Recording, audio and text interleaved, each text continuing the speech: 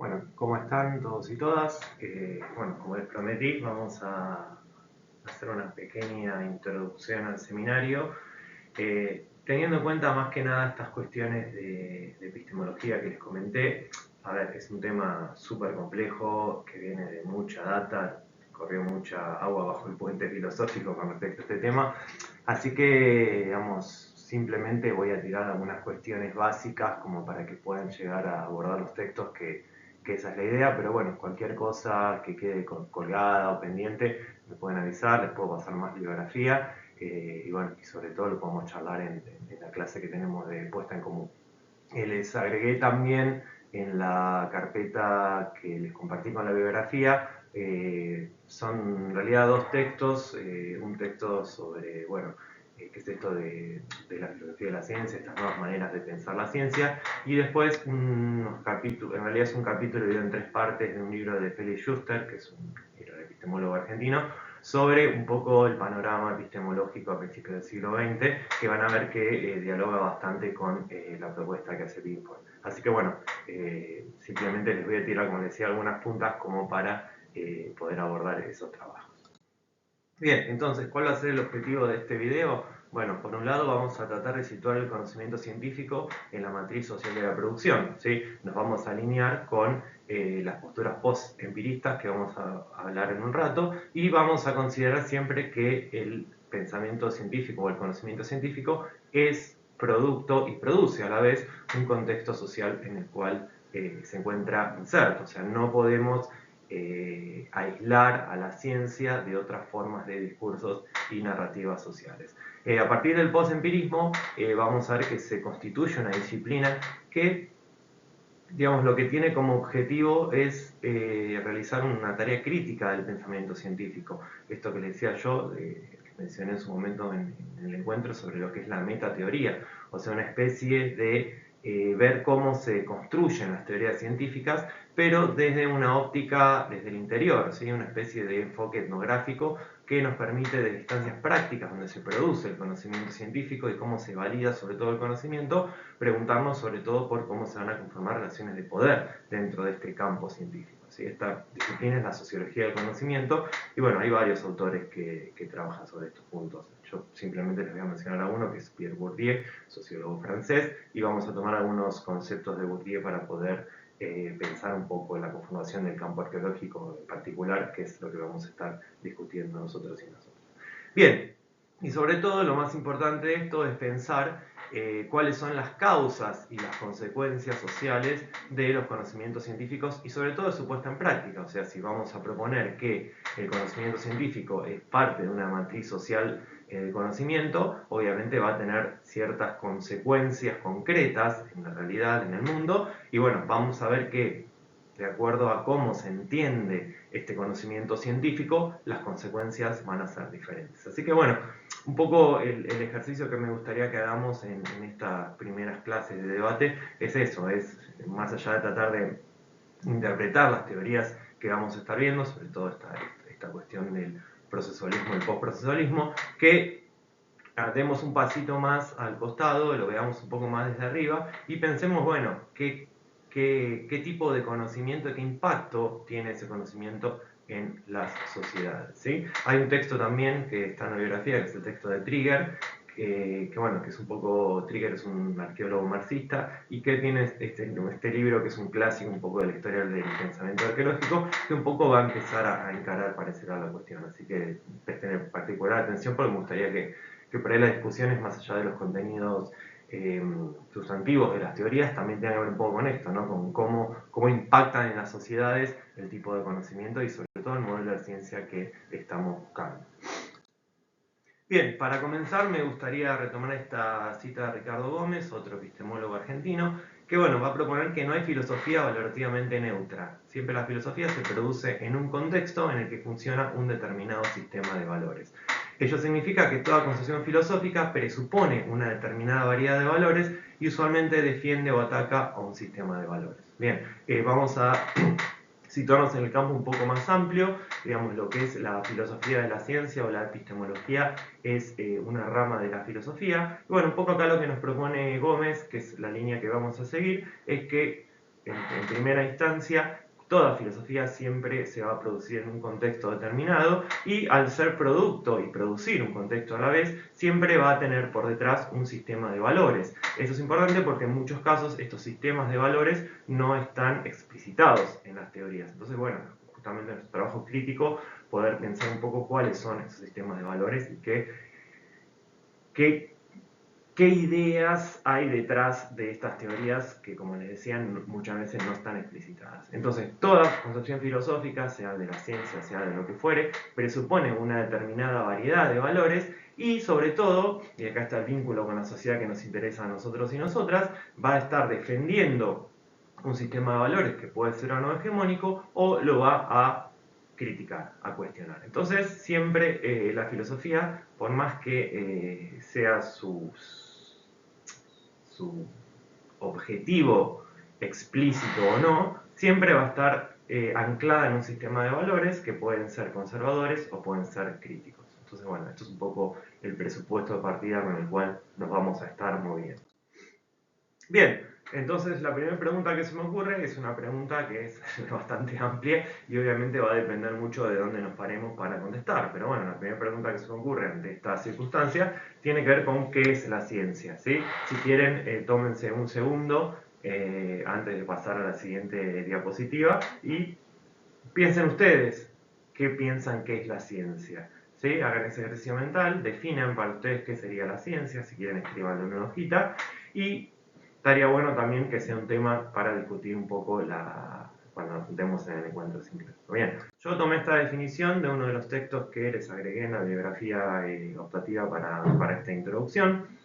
La ciencia es un recurso de conocimiento basado en la construcción de evidencias plausibles, rigurosidad y un horizonte de reflexividad sobre la práctica misma. ¿Sí? Acá tenemos varios puntos que son interesantes y que un poco van a ser los puntos entre los cuales nos vamos a estar moviendo en este video. Entonces, por un lado, la ciencia es un recurso de conocimiento, implica construcción de evidencias plausibles, ¿sí? Una de las cosas que va a distinguir al conocimiento científico de otro tipo de conocimiento es la plausibilidad, o sea, alguna manera en la cual yo puedo demostrar o puedo vincular ese conocimiento con algún tipo de evidencia. Vamos a ver que, bueno, obviamente ese es un tema bastante picante para la filosofía y la ciencia en general, porque, bueno, de acuerdo a los diferentes enfoques, ese criterio de plausibilidad de la evidencia va a variar, ¿sí? Vamos a ver eso un poco también cuando discutamos estos modelos de ciencia que se aplican a lo que es el conocimiento científico de la arqueología. Por otro lado, y esto es algo que en general todas las posturas lo van a compartir, para que un conocimiento sea científico tiene que tener una cierta rigurosidad que proviene de un método, ¿sí? El método va a ser central en la construcción del conocimiento científico porque justamente es el método el que en cierto punto nos va a garantizar a nosotros la plausibilidad de la evidencia, ¿sí? A través de un método que va a ser explícito en la mayoría de los casos, o al menos debería serlo, yo voy a tener ciertas garantías que ese conocimiento que yo estoy construyendo es plausible y sobre todo que a partir de seguir ese método, por lo menos construir conocimiento conforme a un método determinado, yo puedo, digamos, construir resultados más o menos parecidos, que también es otro tema bastante candente en la filosofía de la ciencia.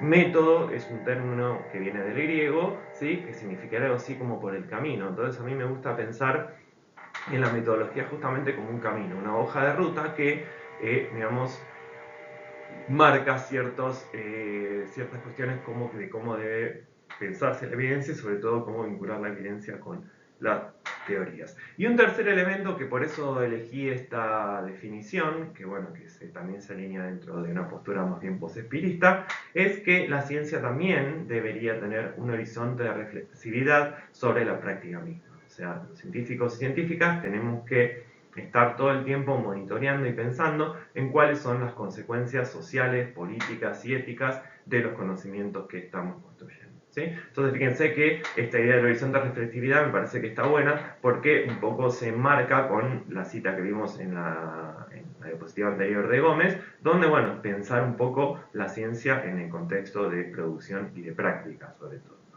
Bien, Con esa línea entonces también me gusta esta idea de que la ciencia no se explica a sí misma, no es un conocimiento cerrado, no es algo aislado como muchas posturas teóricas lo propusieron, sino que la ciencia se va a explicar justamente en la producción, circulación y usos sociales, ¿sí? Entonces acá tenemos otro punto importante, la ciencia tiene un uso social, sea nuevamente explícito o no, tiene consecuencias sociales, y ese conocimiento científico justamente va a conformar, va a ser parte de las creencias públicas y si me atrevo un poco más también de esas creencias públicas culturales, o sea, en realidad la ciencia va a ser un tipo de conocimiento que tenga que ver con una situación cultural determinada. Y en vista de todo esto, es imposible pensar una ciencia aislada de la sociedad que la produce.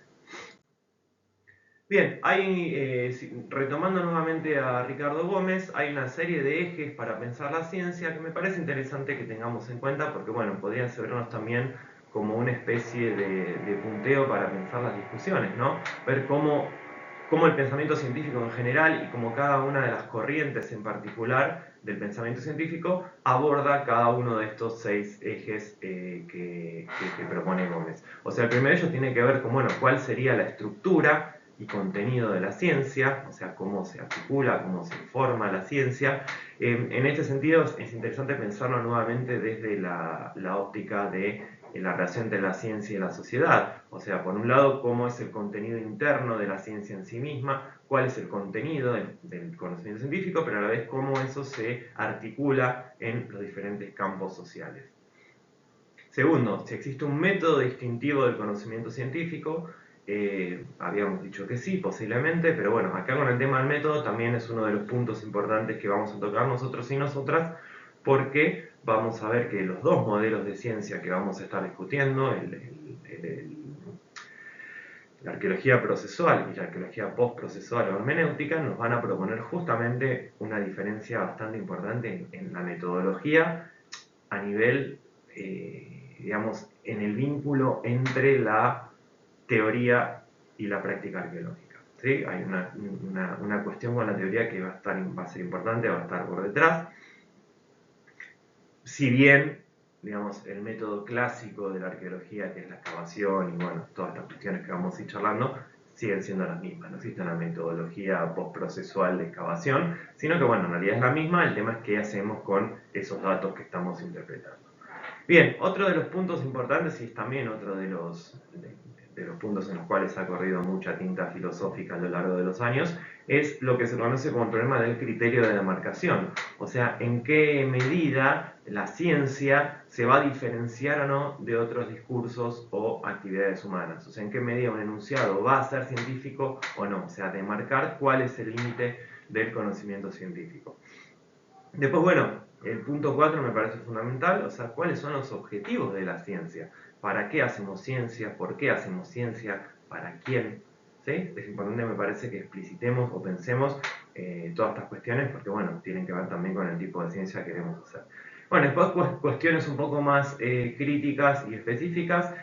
Por un lado, cómo se va desarrollando en el tiempo el conocimiento científico, o sea, una historia, una historización justamente del pensamiento científico, y una discusión que se puso muy de moda después de los años 60, tiene que ver con, bueno, en qué medida el conocimiento científico es racional, ¿sí? Justamente uno de los puntos que no se habían discutido nunca antes de los años 60 tiene que ver con que, bueno, obviamente el conocimiento científico es como el modelo máximo o el punto máximo en la racionalidad humana, pero bueno, vamos a ver que existen posturas teóricas que justamente van a cuestionar esta idea de racionalidad sobre todo. Bien, para situarnos un poco en la historia de la ciencia y en particular, como yo les decía, pensando más que nada en función de los textos que tenemos para trabajar, me parece importante rescatar, simplemente vamos a hablar de dos momentos en el siglo XX, que son los dos momentos justamente que nos va a describir e interpretar Schuster, el texto que les agregué, porque vamos a ver que son los dos momentos en los cuales se va a generar un diálogo con justamente la arqueología. Una de las escuelas de pensamiento más importantes del siglo XX, fíjense que más o menos duró desde principios del siglo, 1920 hasta 1960, es la escuela que se conoció con el nombre de el Círculo de Viena o el empirismo lógico. ¿Sí? Este conjunto de filósofos de la ciencia, ¿sí?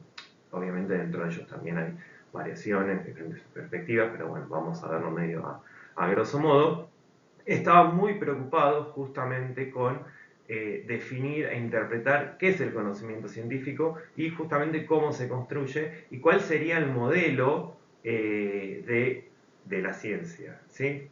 Son filósofos, son epistemólogos, entonces bueno, nuevamente estamos trabajando a un nivel metateórico, o sea, cuál sería la fundamentación última de los diferentes formas que tiene el pensamiento científico, si tiene diferentes, si tiene una sola, pero bueno, el Círculo de Viena va a generar un modelo fuerte de ciencia positivista, justamente esta idea del empirismo lógico y el positivismo se van a encontrar en el Círculo de Viena, y vamos a ver qué va a ser justamente el modelo de ciencia que va a tomar Binford en su, digamos, en el surgimiento de la arqueología procesual y sobre todo en contraposición de lo que venía pasando antes en la arqueología, que ya lo vamos a discutir oportunamente en su momento. Entonces, primero, ¿qué nos va a proponer el Círculo de Viena? Bueno, que un enunciado va a ser científico si tiene significado, ¿sí? Y el significado es verificable, es decir, hay un medio directo o indirecto de establecer por la observación sensorial la verdad o falsedad del enunciado. Bien. Para entender esto es importante tener en cuenta dos cuestiones. O sea, primero, la ciencia pasa por la construcción de enunciados. ¿Qué quiere decir eso? Enunciado es una construcción del lenguaje, ¿sí? Entonces, la ciencia en realidad es un tipo de lenguaje, ¿sí? Para decirlo de una manera muy simple. Entonces, los científicos, ¿qué hacemos? Generamos enunciados, ¿sí? Significado, ¿sí? Tiene que ver con la parte semántica del enunciado. Si nosotros vamos a hacer una especie de análisis formal de la enunciación, vamos a tener como dos grandes ámbitos. En realidad serían tres, pero bueno, el tercero a esta gente le interesaba mucho. O sea, un enunciado se puede ver de una manera semántica, sintáctica y pragmática.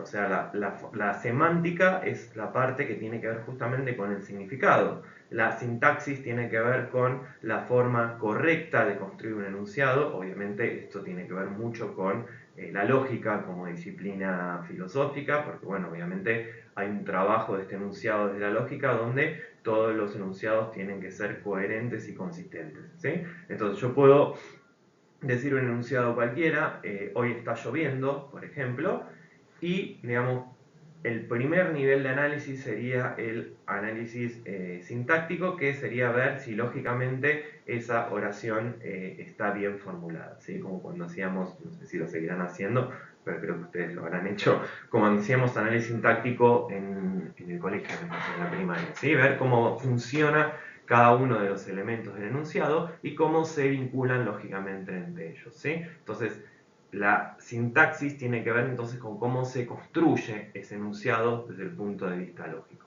La semántica tiene que ver con esto que es lo que les preocupa al Círculo de Viena, que tiene que ver con el significado, ¿sí? Esta gente positivista lógica o empirista lógica considera que, a ver, ¿se acuerdan de, nuevamente volvemos a conocimientos enterrados en el tiempo y el espacio, pero ¿se acuerdan de los famosos diagramas de Venn? Esos conjuntos de cosas que se relacionaban entre sí. Bueno, para ellos el significado es algo parecido. Por un lado tenemos un círculo, ¿sí? Un conjunto que va a ser los enunciados, y por otro lado tenemos otro conjunto que va a ser, digamos, la realidad a la cual se refiere ese enunciado. Entonces, el significado, la semántica para esta gente no es una cuestión lingüística solamente, sino que es una cuestión de adecuación. Sería el vínculo entre el contenido del enunciado como enunciado junto con el contenido de la realidad empírica, ¿sí? Entonces, darles significado a un enunciado en este marco significa hacer ese juego del cruce de conjuntos, cruzar el enunciado, el conjunto de enunciados con el conjunto de la realidad. ¿Y qué tipo de realidad? Una realidad que es observable directa o indirectamente a través de los sentidos, ¿sí? Por eso esta idea del empirismo, ¿sí? Empirismo es una tendencia filosófica donde digamos, el criterio de validación final de las cosas es lo que yo observo a través de los sentidos, ¿sí? De manera directa o de manera indirecta. Puede haber proposiciones en las cuales yo estoy estableciendo un enunciado, este enunciado puede ser verdadero, pero yo lo puedo comprobar de manera indirecta, o sea, no lo puedo ver directamente. No es mi campo, no soy experto en el tema, pero bueno, muchos enunciados que tienen que ver, por ejemplo, con la astrofísica, ¿sí? Con la física de la galaxia, el universo, de los planetas y demás, son enunciados que se comprueban de manera indirecta. Entonces, por ejemplo, acá tiene que haber un planeta, si bien ese planeta no se puede observar de manera directa, sí se observa una serie de alteraciones gravitacionales alrededor de ese punto. Entonces, bueno, indirectamente eso estaría remitiendo a la existencia de un planeta. Pero bueno, la evidencia sensorial, la observación sensorial, va a ser de última instancia el criterio de verdad de un enunciado científico. Entonces, ¿en qué se reduce el problema del conocimiento? Entre una relación, un vínculo entre los enunciados, o sea, estos enunciados que yo puedo proponer de manera en el lenguaje, y cómo se van a adecuar o no a una realidad empírica determinada, que es lo que yo puedo observar, ¿sí? Entonces, el problema de conocimiento científico para el empirismo lógico es un problema de adecuación. Cómo yo adecuo mis enunciados, que son nuevamente construcciones del lenguaje, con la realidad empírica, esta realidad que yo puedo observar de manera directa o indirecta. Bien, entonces, habíamos visto que uno de los puntos importantes para interpretar la ciencia tiene que ver con el método. Bueno, obviamente esta gente del Círculo de Viena tiene una preocupación bastante importante por el método, y justamente esos criterios, ¿sí? Este criterio de demarcación que permite distinguir el conocimiento científico de otro tipo de conocimientos es lo que van a denominar el método científico, ¿sí? A través de un método nosotros podemos distinguir qué enunciados van a ser aceptables o inaceptables científicamente, ¿sí? Recuerden que nuevamente estamos con este bagaje de fondo donde todo enunciado, para tener significado, tiene que tener un correlato, una adecuación con un estado de cosas en la realidad observable empíricamente. Entonces, el método va a ser la garantía de confiabilidad de los objetos del conocimiento, o sea, a través del método, a través de seguir el método y a través del rigor del método, yo voy a construir conocimiento científico válido.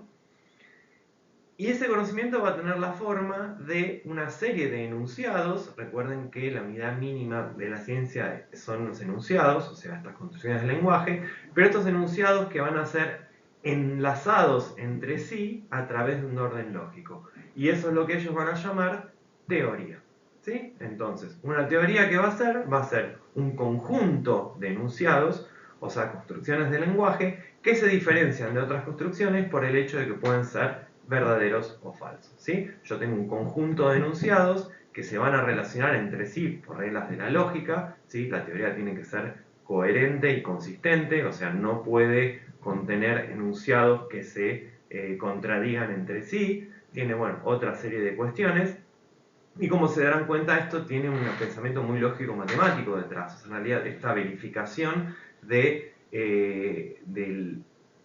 cómo se van construyendo este cuerpo de la teoría es una verificación en última instancia lógica, ¿sí? Pero, digamos, una de las condiciones, digamos, fundamentales que tienen que tener todos los enunciados que componen una teoría para ser considerados científicos es que tengan un valor de verdad, ¿sí? Un valor de verdad significa que yo tengo alguna instancia empírica en la cual puedo determinar que esos enunciados son verdaderos o son falsos, ¿sí? Por ejemplo, si yo digo, no sé, en el 5000 antes del presente, los cazadores recolectores en la puna consumían camélidos salvajes, yo, digamos, a partir de ese enunciado, digamos, tengo una serie de lo que se llaman consecuencias observacionales que me van a permitir bajar ese enunciado a evidencias materiales concretas, ¿sí? Cuando yo escabe un sitio de esa cronología, ¿sí? Lo cual lo puedo verificar a través de las dataciones radiocarbónicas, las dataciones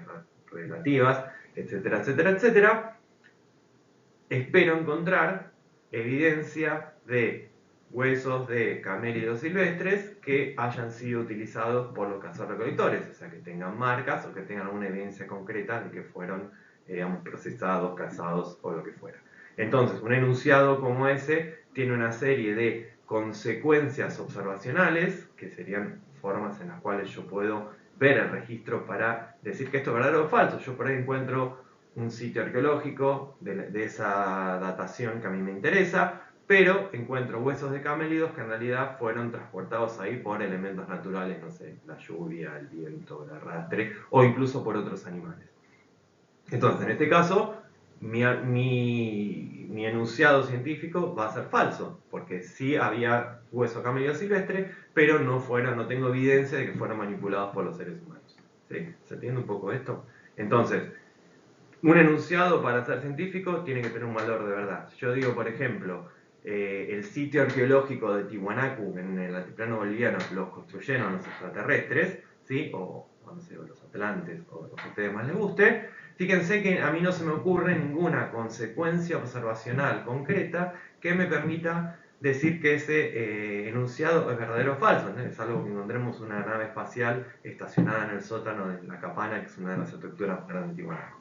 Entonces, en principio, la verificabilidad o verificación de los enunciados científicos tiene que ver con que yo pueda derivar una serie de consecuencias observacionales que a mí me permitan ver que ese enunciado es verdadero o es falso. Bueno, después obviamente hay diferentes variantes. Después va a haber uno de los miembros del Círculo de Viena que se llamaba Karl Popper, que lo que va a proponer es que no importa tanto si un enunciado se puede verificar, sino que se pueda falsear. O sea, yo puedo pensar una evidencia para la cual ese enunciado sea falsa, entonces ese es un enunciado científico. Pero bueno, no nos vamos a meter con eso. Lo importante, lo que tenemos que tener en consideración, es que un enunciado, para ser científico en estos términos, siempre tiene que tener un valor de verdad, o sea, algún tipo de condición en la realidad empírica que a mí me permite determinar si es verdadero o si es falso, ¿sí? A través, obviamente, de métodos observables, comprobables y en cierto punto reproducibles. ¿Qué significa? Significa, bueno, volvemos al enunciado de los cazadores-recolectores y los animales salvajes, ¿sí? A través del método y a través de cómo yo conformo mi marco teórico-metodológico, cualquiera de ustedes, siguiendo los mismos pasos que seguí yo para determinar si la gente consumía o no camélidos salvajes, deberían llegar a un resultado más o menos similar, ¿sí? Bueno, vamos a ver que eso un poco se va a poner también en cuestión más adelante. Bien, entonces con respecto a los enunciados, y esto por ahí es demasiado específico, pero me parece importante que lo pensemos porque es una de las cuestiones que se van a poner, digamos, bastante en juego en esta pelea, cuestionamiento, no sé cómo llamarlo, entre la arqueología post-procesual y la arqueología procesual, ¿sí? O sea, una arqueología de corte más positivista versus una arqueología de corte más interpretativo.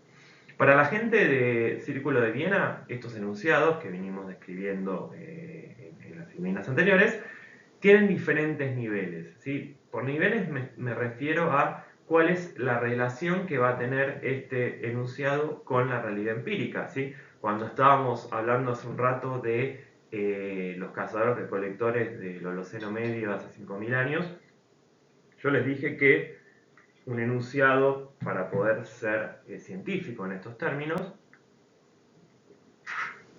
tenía que tener consecuencias observacionales, ¿sí? Las consecuencias observacionales serían como a través de un esquema lógico yo puedo derivar consecuencias concretas y empíricas del enunciado que estoy tratando de comprobar, ¿sí? De verificar científicamente.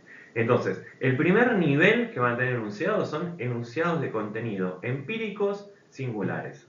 ¿Qué significa esto? Sería los cazadores recolectores del Holoceno Medio en Cusi Cusi, Jujuy, en el año 5000 a.C., antes del presente, consumían camélidos salvajes, ¿sí? Fíjense que yo estoy tomando un caso particular, situado en el tiempo y en el espacio, y estoy haciendo un enunciado de que los cazadores recolectores de ese lugar, en ese momento, consumían camélidos silvestres, ¿sí? Entonces sería un enunciado empírico singular. Después, un segundo nivel de enunciado tiene que ver con enunciados empíricos con cierto grado de generalidad, ¿sí? A partir de una serie de recurrencias en estos contenidos empíricos singulares, yo puedo postular, por inducción, un contenido empírico un poco más amplio. Es decir, todos los cazadores-recolectores en la Puna Jujeña y en la Puna Salteña en el año 5000 antes del presente consumían animales silvestres, ¿sí? Y yo ahí tengo, entonces, mi evidencia, ¿cuál es? Yo escavé un sitio en Cusicusi y encontré esto, escavé un sitio en Barrancas y encontré esto, escavé un sitio en la Puna Salteña y verifiqué esto. Entonces, a la sumatoria de todos estos enunciados empíricos singulares, yo puedo armar un enunciado de mayor nivel de generalidad, donde englobo todos esas construcciones particulares en algo más o menos general, ¿sí? La famosa inducción, el famoso yo quiero hacer un estudio sobre los cuervos, entonces digo, bueno, mi pregunta es, ¿cuál es el color de los cuervos? Entonces yo qué hago, voy con mi libretita de campo y empiezo a anotar. Veo cuervo 1 es negro, cuervo 2 es negro, cuervo 3 es negro, cuervo 4 es negro. Nunca voy a poder relevar toda la cantidad de cuervos del universo de muestreo, que serían todos los cuervos del planeta Tierra por lo menos. Entonces yo puedo hacer una inducción. Si vi 100 cuervos y los cuervos son negros, entonces puedo construir un enunciado empírico general de todos los cuervos son negros. Ahora, ¿cuál es el problema? Y este es el que se llama el problema de la inducción, que también es algo que posiblemente discutamos un poco, que en realidad es una cuestión probabilística. O sea, cuanto más cuervos yo vea, más fuerza estadística va a tener mi enunciado. Pero eso no quita la posibilidad de que de repente me encuentre con un cuervo blanco, porque no sé, es un cuervo albino, qué sé yo. ¿Sí? Entonces, el conocimiento que se construye a través de estas reglas o estos enunciados empíricos generales que tienen que ver con la inducción como mecanismo lógico, son enunciados probabilísticos. Cuanto mayor sea la muestra, o sea, cuanto más datos yo tenga, mayor es la probabilidad de que mi enunciado sea verdadero, pero eso no quita la posibilidad de que siempre encuentre la famosa excepción que cumple la regla, o sea, que siempre encuentre algún dato empírico particular que no me compruebe lo que yo estoy diciendo, ¿sí? Piensen sobre todo en estas cosas en las ciencias humanas y sociales, donde, bueno, obviamente es muy difícil encontrar regularidades mecánicas en las sociedades humanas. Entonces, siempre las leyes que se van a generar a partir de las ciencias sociales y humanas, que vamos a ver que por ahí ni siquiera tengan este valor de leyes, van a ser siempre inductivas y con posibilidad de modificarse, no van a ser conocimientos establecidos y fijos por una vez. Y finalmente, y esto es importante porque esto es una de las características centrales que el empirismo lógico va a considerar para validar un enunciado o una teoría como científica o no, es que tenga un enunciado teórico, ¿sí? Los enunciados teóricos son los enunciados de mayor nivel de jerarquía, donde directamente no va a tener contenido empírico, pero sí van a englobar todos los casos, ¿sí? Por ejemplo, la teoría de la evolución de Darwin es enunciado teórico de este nivel, porque uno no observa directamente la evolución, uno observa la evolución a partir de trabajar con diferentes especies, cómo fueron cambiando en el tiempo, en relación con el medio ambiente y demás. Entonces, la teoría de la evolución o la teoría de la selección natural de Darwin es un enunciado teórico, ¿sí? Y incluso hay otros enunciados teóricos que tienen que ver con ciertos principios que articulan las teorías que directamente no van a ser observables en la realidad, ¿sí? Esto acá ya estamos en un nivel de abstracción zarpado, o sea, realmente excede mi capacidad, porque ya tiene que ver con modelos matemáticos, ¿sí? Piensen que para esta gente la teoría pura es la matemática, o sea, todo pasa por construcciones matemáticas. Entonces, bueno, justamente la matemática son ejercicios en los cuales uno empieza a trabajar con axiomas, con leyes y demás cuestiones que en realidad no están vinculadas a un contenido empírico particular. Muchas veces el trabajo que hacen los matemáticos es generar sistemas lógicos matemáticos que eventualmente, posiblemente el día de mañana o en algún momento se pueden aplicar a ciertos campos de conocimiento empírico. Pero bueno, son ya sistemas que no tienen ningún tipo de anclaje, si se quiere, con la realidad empírica.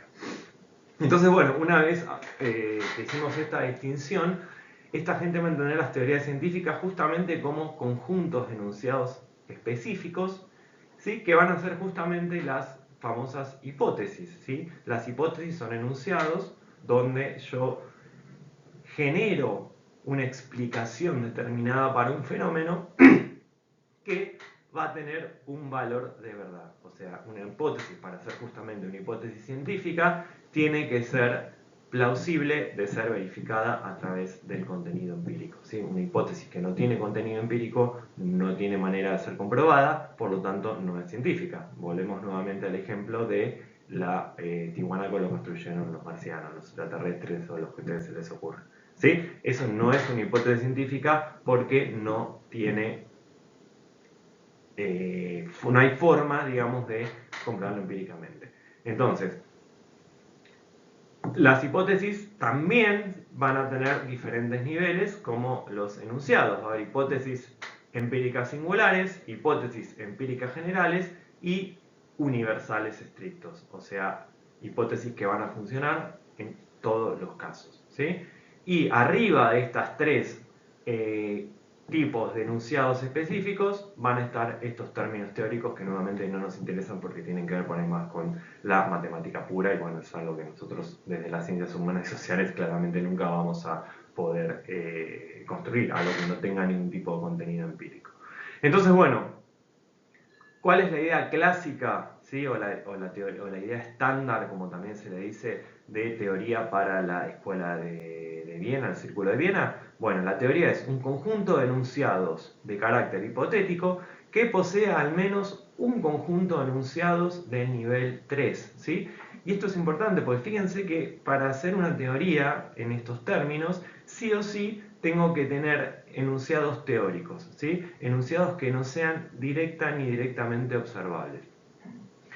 Y van a funcionar como enunciados de base o de partida, o sea, esta idea de los axiomas, de los primeros principios, etcétera, etcétera, etcétera.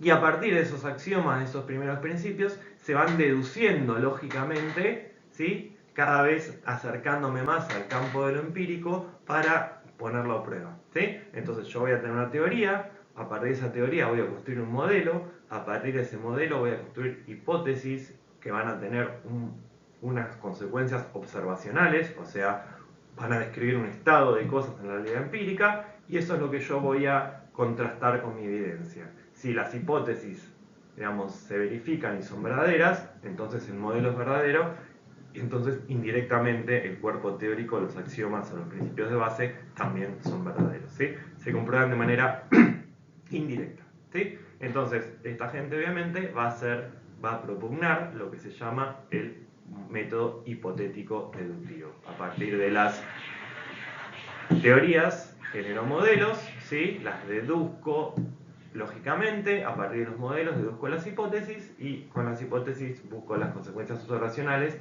que me permiten comprobar todo ese ciclo de arriba para abajo. Si en el caso contrario, mis hipótesis, mis consecuencias observacionales resultan ser falsas, ahí tengo que volver a generar los modelos, ¿sí? Si no consigo generar un modelo que se verifique, tendré que revisar entonces la instancia de los supuestos de base y de la teoría, ¿sí? Pero bueno, hay un nivel en las teorías, esto es importante, ¿sí? Y hay un nivel, los niveles más generales, más abstractos, son los niveles de los axiomas o los métodos. Fíjense que es una concepción muy aristotélica de la ciencia. El primero que propone estas cuestiones es Aristóteles y bueno, en realidad Platón en principio. Pero bueno, esta es la idea un poco de este conocimiento científico para el empirismo lógico del Círculo de Viena. Y nuevamente me detuve un poco en esto porque vamos a ver que está, digamos, un poco en el núcleo de cuál es la idea de ciencia que nos propone Binford con el procesualismo.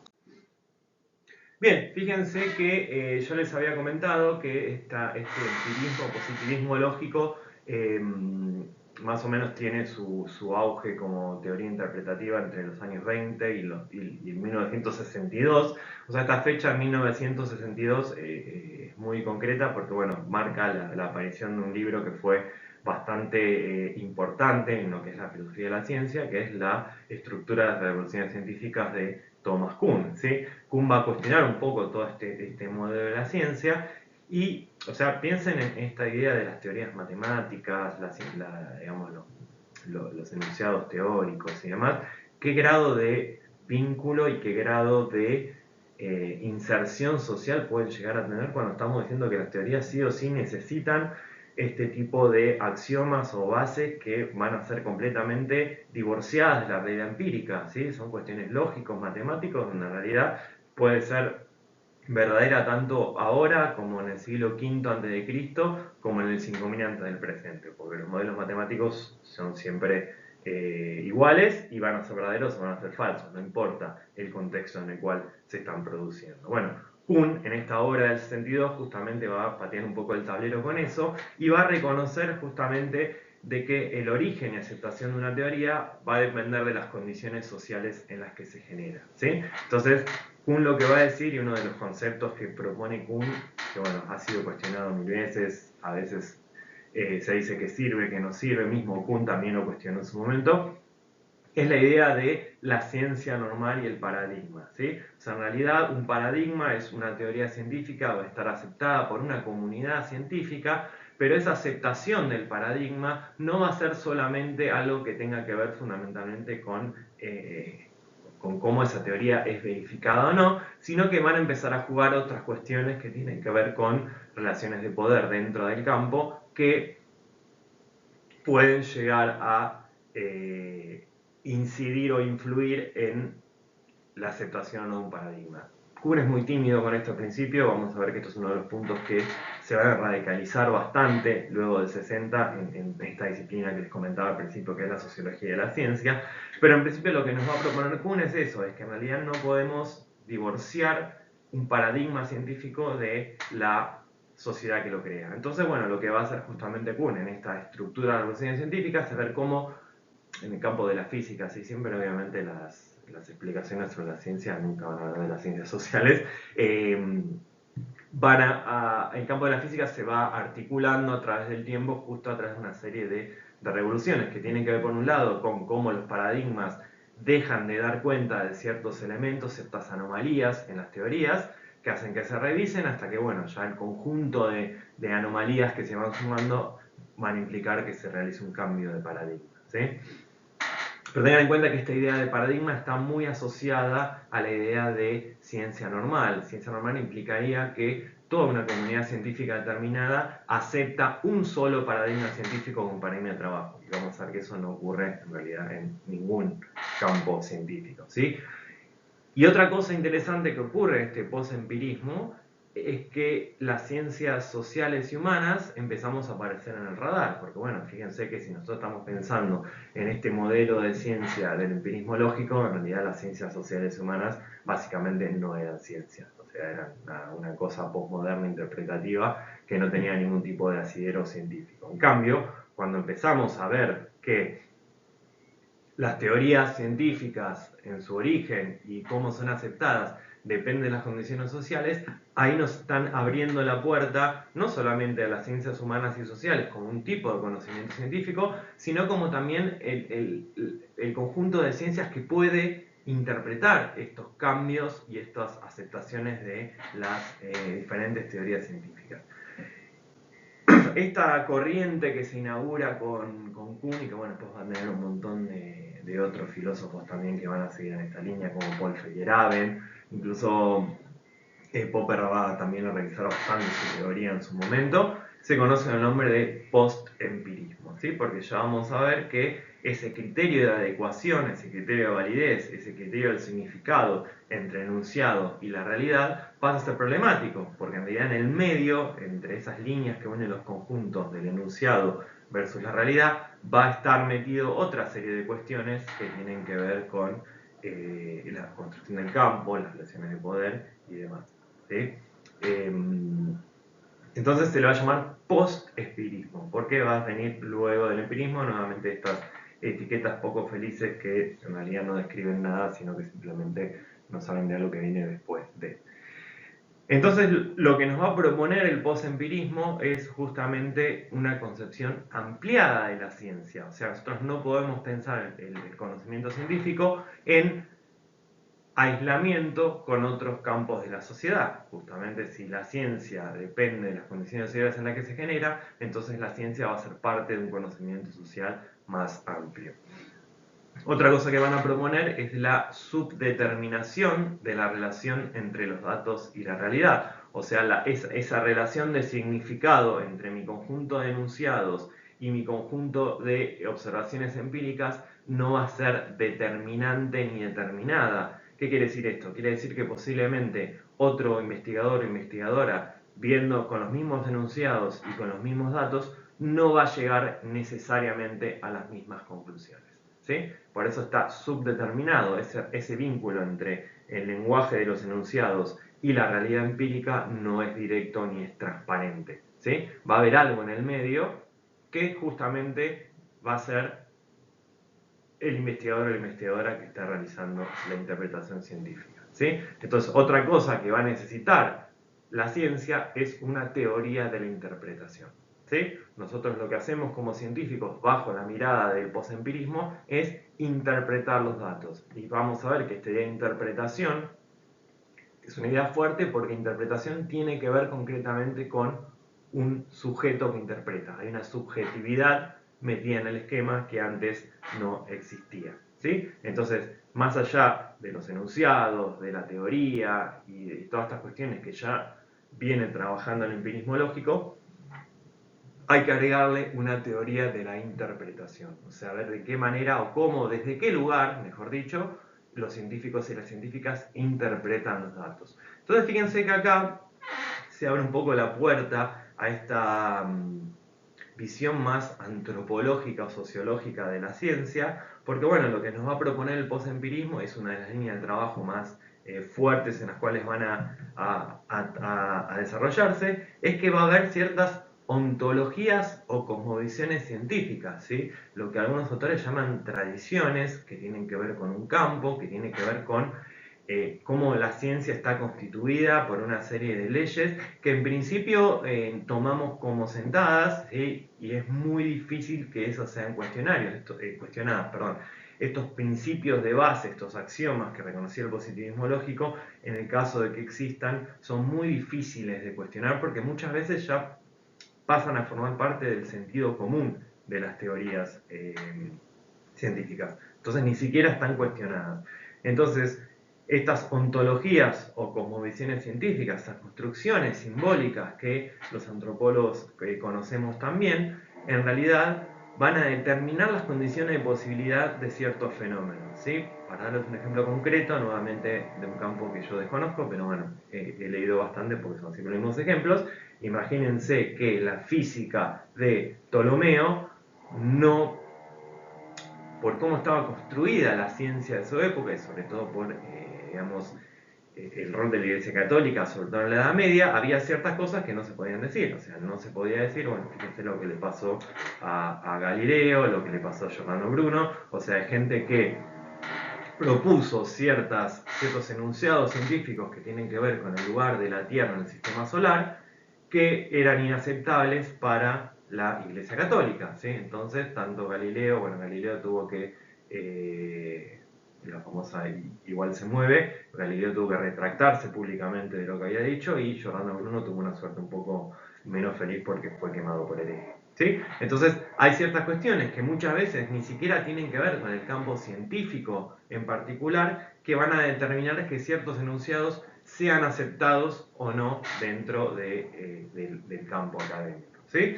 Y bueno, un poco me gustó esta frase para que la pensemos, para cerrar esta idea de la interpretación, que es que la realidad es el límite de la interpretación. O sea, si bien la interpretación es algo subjetivo, hay un límite con la realidad, que es otro punto fuerte con el cual vamos a discutir bastante a lo largo de la cursada.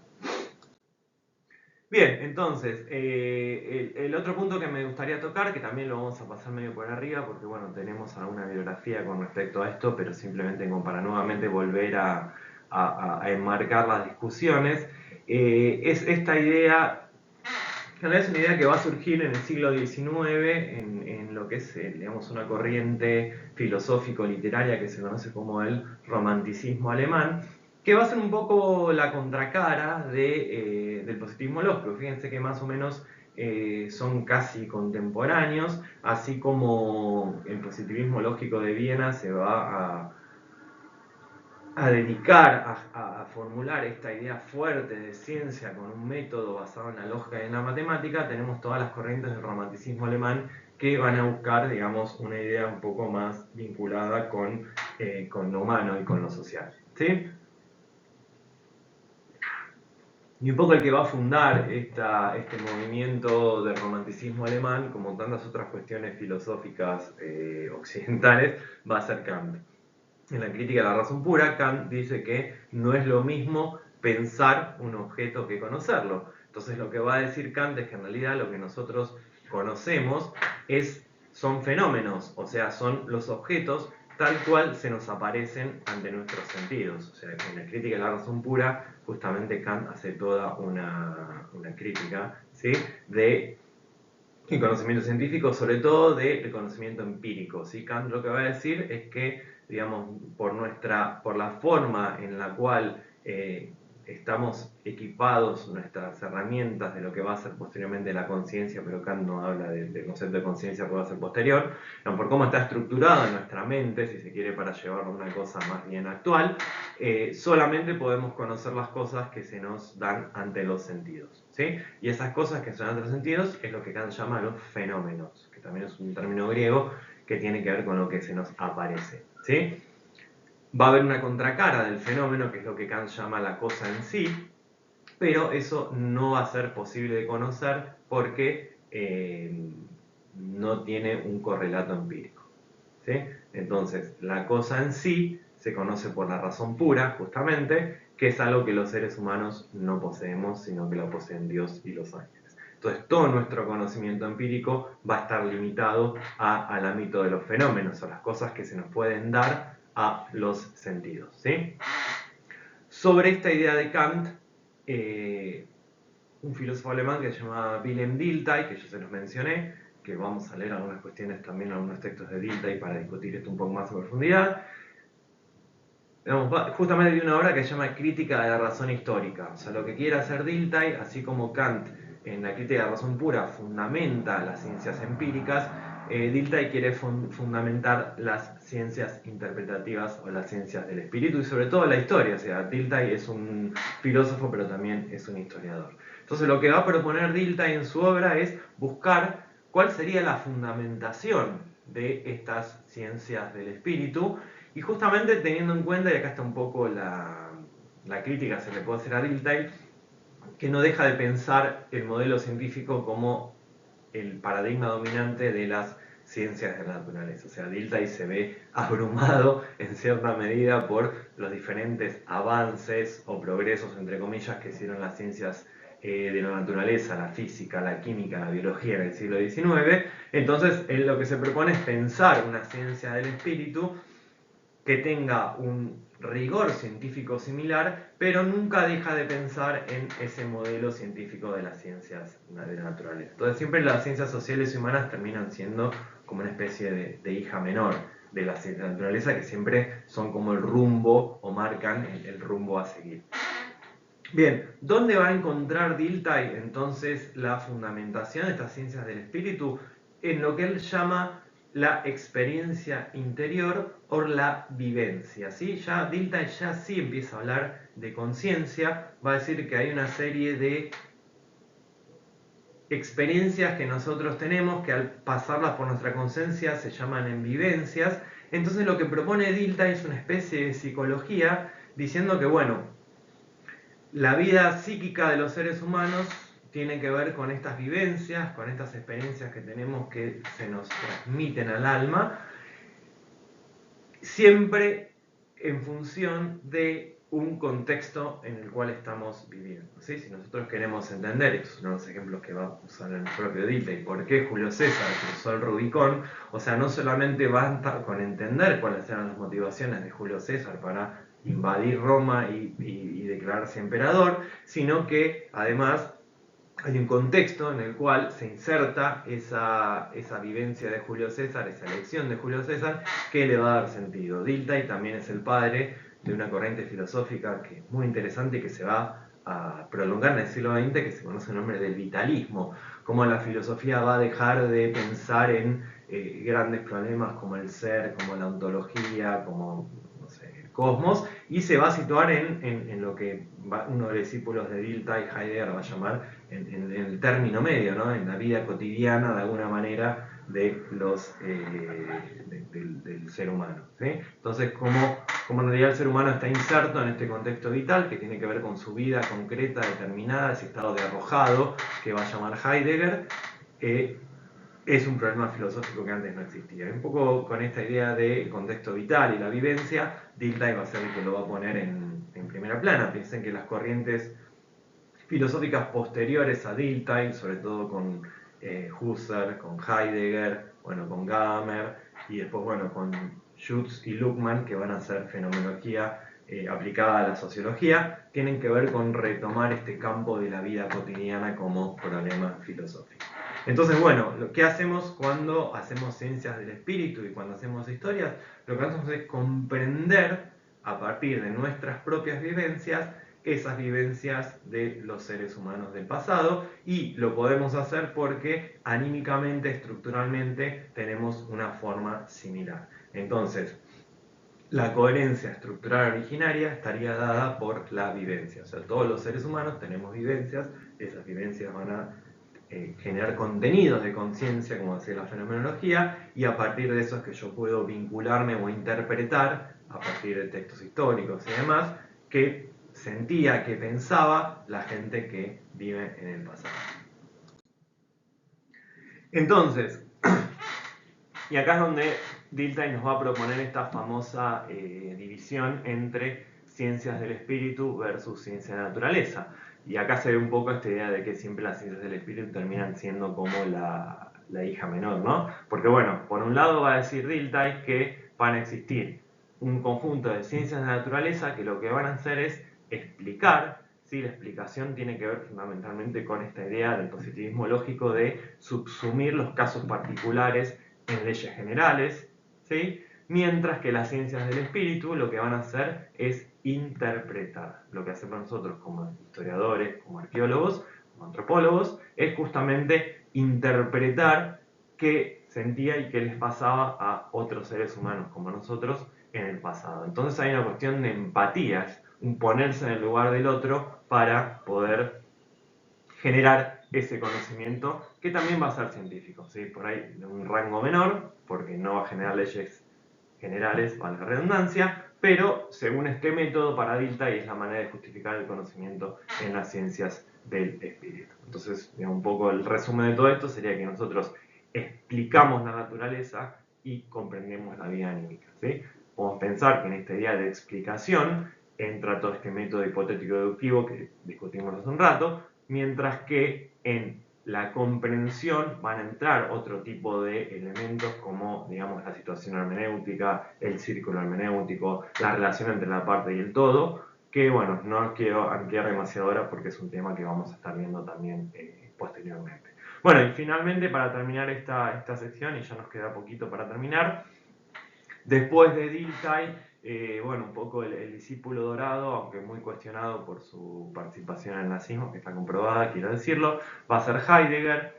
Heidegger tiene una obra que se llama Ser y Tiempo, donde, bueno, justamente lo que va a hacer él es volver a retomar una pregunta filosófica tradicional, que es la pregunta por el ser, ¿sí? O sea, ¿qué es el ser? Esa va a ser un poco la pregunta de Heidegger. Y bueno, no me voy a meter con eso porque es muy complejo, pero simplemente lo que va a decir es que esta teoría de la empatía que genera Dilthey, estoy haciendo algo totalmente diacrónico y forzado, pero la idea es que tengamos alguna punta para entenderlo. Si quieren, hacemos una discusión sobre la filosofía heideggeriana más adelante si quieren, pero no me parece que viene el caso. Digamos, esta capacidad de empatía que tenemos con otros seres humanos, que tienen que ver con la interpretación. O sea, recuerden, comprender significa interpretar. Que acá interpretación no tiene que ver con relacionar enunciados de un conjunto con una realidad empírica por el otro, sino justamente interpretar tiene que ver con ese vínculo que tenemos con el mundo, ¿sí? En realidad Heidegger lo que va a decir es que nosotros en tanto Dasein, en tanto ser ahí, interpretamos el mundo, ¿sí? Nuestra relación con el mundo es una relación de interpretación. Entonces la comprensión y la interpretación van a ser estructuras existenciales, o sea, van a ser estructuras que van a ser de base de el ser ahí, ¿sí? El existente humano, como dice Heidegger. Entonces fíjense cómo en realidad Dilthey se hace la pregunta por la comprensión y la interpretación desde un punto de vista metodológico, como una justificación metodológica de la ciencia del espíritu, mientras que Heidegger va a ir a más y va a decir que en realidad es algo ontológico, es algo que es constituyente del Dasein en tanto existente humano, o sea, es una condición ontológica, un existenciario, como dice él. Y después, un discípulo de Heidegger, que se llama Hans-Georg Gadamer, va a aplicar esta misma ontología heideggeriana, esta exégesis del ser ahí que hace Heidegger, la va a aplicar a las estructuras de la historia. Entonces, en realidad va a decir que la historia va a funcionar justamente, ¿por qué? Porque los seres humanos somos seres que interpretamos nuestro vínculo con el mundo, entonces de esta manera podemos también interpretar el pasado. Pero bueno, no tanto Heidegger, si quieren, bueno, en su momento lo discutiremos, pero sí vamos a hablar unas cosas de Gadamer que tienen que ver con la interpretación y cuál es un poco el método de la interpretación. Así que bueno, por eso no me quiero meter demasiado en este tema. Bueno, y el último punto, y ya vamos cerrando, tiene que ver con, bueno, todo muy lindo, todo muy bonito, pero cómo podemos pensar nosotros y nosotras estas cuestiones de los cambios de paradigmas en Sukun en la ciencia, cómo ocurren estos cambios de teoría y a qué se deben. Y obviamente siempre de este lugar post-empirista, donde siempre la pregunta va a estar anclada en, bueno, cómo se vincula la ciencia con otro tipo de discurso o de conocimiento humano. Entonces, simplemente quería mencionar a dos autores como para que lo vayamos pensando, vayamos viendo cómo podemos aplicar estas ideas, por ejemplo, a las críticas de la teoría arqueológica interpretativa, a la crítica a la teoría arqueológica más procesual o positivista. Pensémonos de estas herramientas que son herramientas, como les decía, metateóricas, que tienen que ver más allá del contenido sustantivo de la teoría misma y se vinculan por ahí con cuáles son las condiciones de producción de esa teoría científica. Bueno, también de manera muy sintética y muy simplificada, si quieren les puedo recomendar bibliografía o si quieren podemos charlar también esto más adelante. Bourdieu fue un sociólogo francés, para mí uno de los más lúcidos, a mí me gusta mucho la teoría de Bourdieu. Pero bueno, tiene una teoría que se llama la teoría de los campos sociales, ¿sí? Para él las sociedades se van a encontrar conformadas por diferentes campos, ¿sí? Donde los actores sociales compiten por el capital. Es como si fuera toda una gran ruleta la sociedad para Bourdieu. Nosotros tenemos una serie de capital simbólico y en todos los campos sociales en los cuales nos vamos a insertar en nuestra vida personal, profesional, etc., vamos a estar siempre apostando ese capital para generar y tener una mejor posición dentro de ese campo, ¿sí? Tiene que ver con digamos, es una reversión también de la teoría de las clases del marxismo, el tema de los campos sociales. Bueno, no me quiero meter mucho con eso porque es bastante complejo, pero bueno, la ciencia sería justamente uno de estos campos sociales que, digamos, en consonancia con nuestra idea del post-empirismo, va a ser simplemente un campo más dentro de otros donde las lógicas van a actuar de manera bastante conjunta. ¿Qué es la ciencia para Bourdieu? Bueno, es un campo social donde se va a conformar como un espacio de lucha por el capital simbólico y las condiciones de validación del campo. Fíjense que en realidad acá ya la pregunta pasa por otro lado, no es una pregunta sobre, bueno, cómo se valida o el conocimiento científico, o cómo se adecua a la realidad, o cuál es el criterio de marcación, sino que acá la pregunta es directamente, bueno, ¿cómo se valida el campo científico socialmente? ¿Cómo funciona el campo científico como una construcción social? Y bueno, justamente tiene que ver con esto, con una lucha por el capital simbólico, ¿sí? Por quién maneja las reglas del campo, ¿sí? El capital simbólico es eso, es decir, bueno, yo soy investigador superior del CONICET, entonces tengo un poder de decisión sobre quién va a entrar o no a beca, soy miembro del directorio, ¿sí? Esos son espacios que justamente, espacios de mayor capital simbólico, porque yo, digamos, siendo investigador adjunto no puedo pretender ser parte del directorio, por ejemplo, y que además esas personas que tienen ese mayor capital, que es producto de seguir una serie de de ritos de pasaje y de condiciones establecidas por el mismo campo, van a ser los que van a generar justamente las reglas de qué va a ser lo que va a servir en un campo. O sea, Bourdieu tiene un trabajo muy lindo sobre esto en Los Científicos, y se llama El oficio del científico, el libro que está bueno, se lo recomiendo si está en el campo científico porque tiene un par de claves interesantes, pero también va a trabajar mucho también con el arte, ¿sí? Tiene otra vez llama las reglas del arte, un poco va a pensar también el arte como un campo social donde se van a poner en juego estas cosas. Entonces, ¿cuál es la idea? Es pensar la ciencia como un campo social, un campo de poder, donde va a haber una serie de personas que van a manejar el campo, que van a mantener, digamos, son los que van a tener mayor capital simbólico, se van a estar más reconocidos, y lo que obviamente van a intentar hacer, como lamentablemente hacemos todos los seres humanos, es mantenerse en esa situación de poder, ¿sí? Que lo que Bourdieu llama la doxa, ¿sí? La doxa es cuando un conjunto de reglas de un campo se van a naturalizar y se va a pensar que son las únicas posibles, ¿sí? Tiene algo que ver con la idea de hegemonía en el marxismo, ¿sí? Entonces, los que manejan el capital, los que estructuran el campo, siempre van a buscar mantener ese statu quo y naturalizar esas relaciones de poder que los tienen ellos en la cima. Por otro lado, los que ingresan al campo, justamente que son los que tienen menor capital, lo que van a buscar es tratar de obtener mayor capital para cambiar esas reglas y subvertir en cierta manera el campo para tener mayor espacio. Entonces fíjense cómo esta idea de la lucha entre los que ya están y los que van entrando, cómo también genera una dinámica dentro de los campos. Los campos sociales son algo dinámico, son campos de fuerza, como dice Bourdieu, ¿sí? Y esta lucha entre la gente que ingresa en diferentes campos está mediada por otro concepto central en la teoría de Bourdieu, que es el concepto de hábitos, ¿sí? Que es una serie de disposiciones que tiene que ver con la pertenencia a un grupo o clase social, etc. Hay individuos que por su origen y su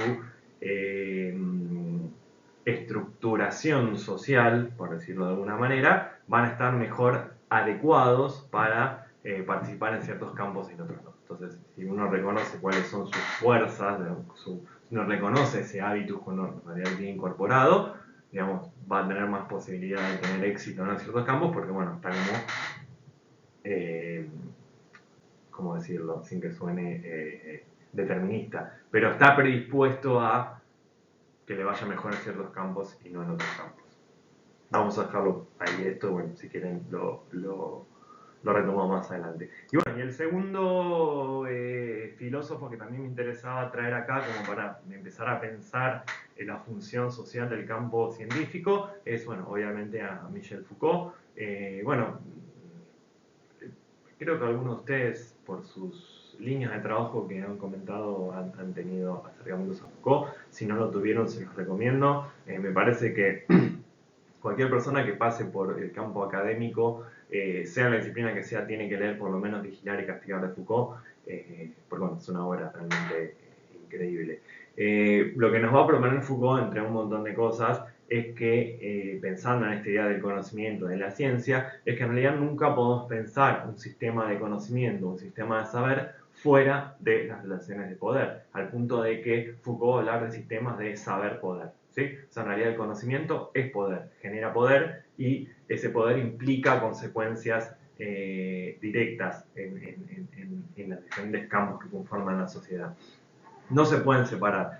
Por ahí el matiz de Foucault, que lo distancia un poco de Bourdieu, los dos más o menos son franceses, son hijos del Mayo del 68, o sea, es interesante pensar sus teorías por ahí de manera complementaria porque tienen mucho en común, tienen cosas que los alejan obviamente, pero también tienen cosas muy en común. Es que bueno, en realidad lo que va a trabajar Foucault en particular son las formaciones discursivas, o sea, a ver cómo estos sistemas de saber-poder generan formaciones discursivas, o sea, generan discursos que van a estar construyendo a los diferentes objetos. ¿Sí? O sea, cómo en realidad lo que hace la ciencia en torno de, en función de ser un sistema de saber poder, es construir objetos a partir de las formaciones discursivas. ¿Sí? Que piensen que la ciencia en nuestra cultura occidental, por lo menos hasta hace relativamente pocos años, era o sigue siendo, ¿sí? Fíjense en uno de los textos que yo les puse sobre el tema del cientificismo, ¿no? sigue siendo como una herramienta de construcción y validación de pensamientos verdaderos muy fuerte en nuestra sociedad. Entonces, bueno, justamente este tema del poder simbólico que ya también mencionamos en Bourdieu, tiene que ver un poco con esto, con cómo los discursos, las formaciones discursivas, cómo la ciencia, a partir de crear discursos diferentes, nos va a hacer determinar qué cosas son válidas versus qué cosas no lo son, ¿sí? Una de las obras más impresionantes de Foucault es justamente la historia de la sexualidad, en sus 3 volúmenes y el cuarto que fue póstumo, pero bueno, justamente Foucault va a entender cómo se construye a través del discurso médico la sexualidad en la sociedad occidental, y por eso lo va a vincular con cómo se construye la subjetividad y los sujetos occidentales, que me parece algo increíble. Pero bueno, muchos de estos discursos, estas formaciones discursivas del saber-poder, muchas veces no van a actuar definiendo las cosas, sino que lo van a definir por la negativa. O sea, la normalidad nunca va a decir esto es lo normal, sino que lo que va a hacer es marcar las cosas que son aberrantes a la normalidad y por la negativa construir entonces esta idea de normalidad, que es lo que Foucault ve justamente que hace el discurso médico. Bueno, lo que nos va a proponer Foucault es hacer un análisis de estos sistemas de saber-poder, que justamente la ciencia va a ser el principal, como formaciones discursivas que van a legitimar un orden social determinado, ¿sí? No es casual que la ciencia se conforme como tal en el siglo XIX, bueno, porque bueno, tiene que ver con ciertas cuestiones que están surgiendo en Europa, sobre todo sociales, que tienen que ver con un control. Digamos, recuerden que el lema del siglo XIX es el de la bandera de Brasil, orden y progreso. Bueno, ver un poco cómo la ciencia funciona justamente con un sistema de orden que va a catalogar a los diferentes sujetos de acuerdo a el rol social que se pretende que cumplan. Y bueno, justamente la ciencia en tanto formación discursiva lo que va a hacer es monopolizar las relaciones entre las palabras y las cosas. O sea, justamente esta idea de los conjuntos nuevamente es interesante pensarla de este lado, porque bueno, vamos a ver que en realidad entre el enunciado científico y la realidad empírica, en los términos que lo vimos en el positivismo lógico, lo que va a mediar justamente son estas formaciones discursivas, ¿sí? Entonces ya no es directa esa relación entre lo que se dice y la realidad, sino que existen las formaciones discursivas que para Foucault van a construir la realidad. Así que bueno, con esto terminamos, 1 hora 12, me parece una buena duración. Espero que lo disfruten, espero que les sirva. Y bueno, nuevamente, si tienen alguna duda, alguna consulta, no se preocupen por hilar demasiado fino. Esto es una introducción bastante de grano grueso. Y recuerden que el objetivo de esto no es que sean expertos en epistemología del siglo XX, sino que podamos abordar los textos de la unidad 1 con un poco más de background y bagaje. Así que bueno, cualquier cosa que les surja, cualquier duda, cualquier consulta, lo vemos en la cadena de mails y la seguimos y bueno, nos veremos en 2 semanas. Entonces, muchas gracias.